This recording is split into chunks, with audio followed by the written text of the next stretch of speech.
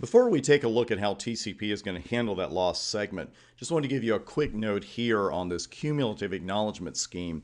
Here's the visual for it where the server is sending that acknowledgement back and also indicating the next sequence number it expects to see. And that is why you'll also see this called forward acknowledgement. So cumulative acknowledgement, forward acknowledgement, really the same thing.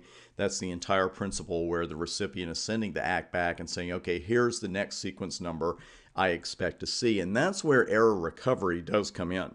Because here you can see, of course, we've lost sequence 6000, and that's what happened at the end of the last video. So 2000, 4000, 8000 get through, the server's looking at it and saying, okay, the next number I really expect to see is 6000 because I see the pattern, this one didn't get here, I haven't seen it yet, so I'm going to send an ACK back. And that is where the error recovery comes in. And the error recovery is really being performed by the sender because when host A gets that ACK back from server A and it says acknowledgement 6000, the host is going to say, wait a second, I sent that one and then I sent another one after that. So it's going to say, okay, I realize what's going on. Let's retransmit. It expects to see 6000 next. So that's what I'm going to do.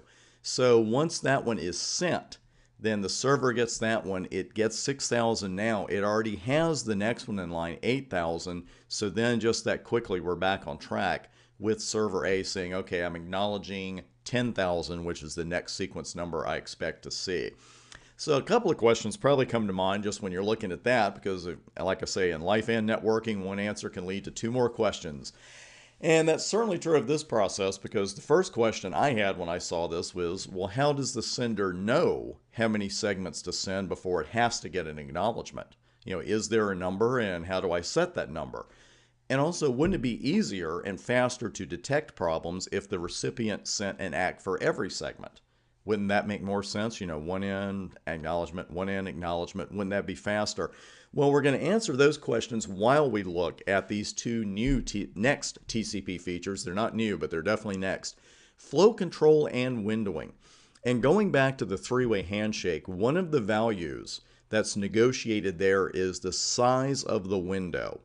And this is the number of bytes the sender can transmit without receiving an ACK. There's a limit.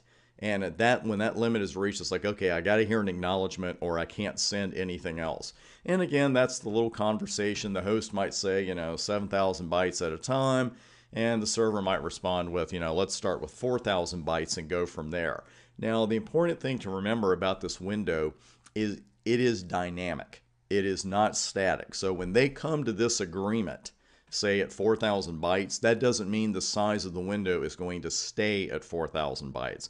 So that's why you will see this called a dynamic window. You'll see it called a sliding window because the window value itself can change.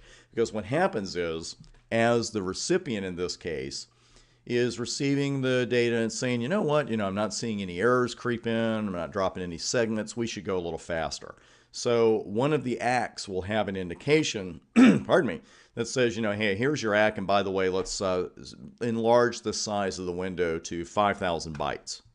And then later, as the server sees little errors start to creep in, maybe some segments get lost, then it says, hey, here's your ACK, and, let's slow it down a little bit. So it's interesting to note that it's the recipient of the data that's actually controlling the flow. You would think it would be the sender, and the sender just keeps going and going a little faster.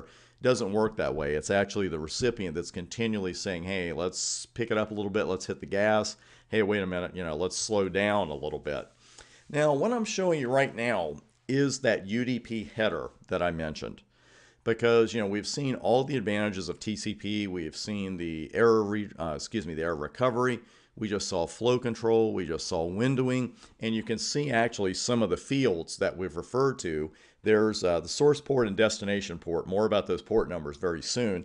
But with the sequence number, the acknowledgement number, you see the fields there, and you see the window, and then there's finally the data after all of this other stuff. So that's our TCP header, and we'll put that next to the UDP header, which I made larger, but you can also see that it has much fewer fields, many less fields than TCP does. And you'll also notice that it can't do windowing because there is no window field. It can't do sequence numbering, it can't do error recovery, it can't do acknowledgments because there's no place to put an acknowledgement number and a sequence number. And that's kind of why we can take a look at the headers and just say, okay, why do we even use UDP? What is the advantage here? And the advantage is that TCP's overall overhead, and that one word describes it all, UDP's advantage over TCP is overhead. UDP's header is much smaller. There's much less overhead involved in working with that. And also, beyond the cost of the headers, because I want to mention this, especially if this is your first networking course, that everything we do on a Cisco device or any vendor's device, doesn't matter. Everything we do on a laptop, everything we do on a tablet, everything we do, especially on a switch or a router, it comes with a cost. A little hit to the CPU, a little extra work here, a little extra work there. And, the TCP overhead doesn't seem to be that big a deal when you're just looking at, one segment. But we're not looking at one segment. We're looking at a lot of segments. So that's a header that not only, it gets attached to every segment, that's a little extra work. It takes up a little extra bandwidth because the header's bigger. And then, of course, the device on the other side of that connection has to unpack that header, if you will, so it's a little slower. And also, the three-way handshake itself and the forward acknowledgement scheme itself, those are generally seen as positives, but they do use bandwidth. TCP is using bandwidth to make that three-way handshake happen.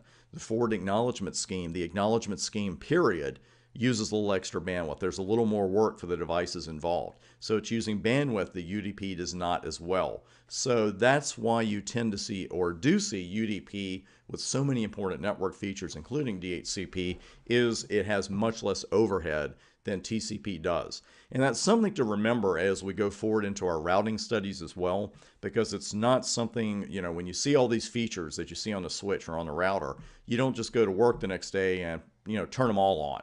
You turn on the ones or bring in the ones that are going to do you some good. But remember, everything we ask the switch to do, everything we ask the router to do, there's a little bit of a cost, and that cost does accumulate.